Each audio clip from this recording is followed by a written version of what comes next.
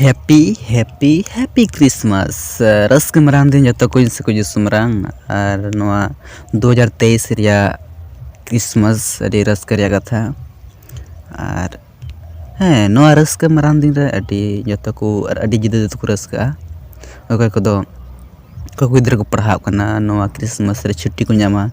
हाँ अड़ी आर को रस्का और को हॉस्टल को तहना अड़ी दिन बाद ओड़ा को हजोआ तो उनको रस्का तो आर से ढेर ताजे ओड़ा रहे कते गाती को ᱧᱟᱢ कोआ और गो बाबा सला ᱧᱟᱯᱟᱢ और उनकाते अड़ी मज रस्का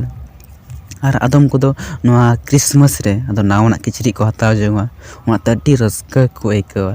और आदम को को बाहर को कमी कना और उनको को ओड़ा को हजोआ नवा परब रे तो अड़ी रस्का को आइकवा और नवा परब रे को नेवता को पेड़ा को और उनको पेड़ा को साथे हेलमेल से उनको साथे ᱧᱟᱯᱟᱢ लेनखान अड़ी रस्का नवा क्रिसमस को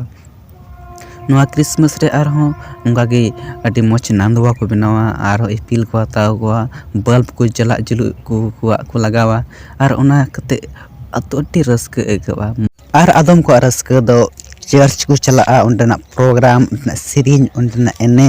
और उनना होल साथे हेलमेल इसो सरहा नवा गे असो रस्का तको चे को मेना नवा परब रे आदम को दो ओड़ा को पोतावा ओड़ा को सफाया और ओका को कमी को छुटेव कान तको हुड़ू दाल हुड़ू संठाव से एमानते कमी को संठाल को रुमटा जेमन बोले रस्का सला नवा क्रिसमस तो मना ले को रुमटाया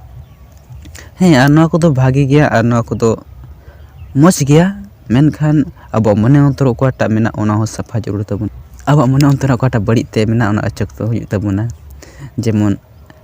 अब मने अंतर जिसु सुबुन जनाम दाड़ियाय मा जता को जिसु मरान।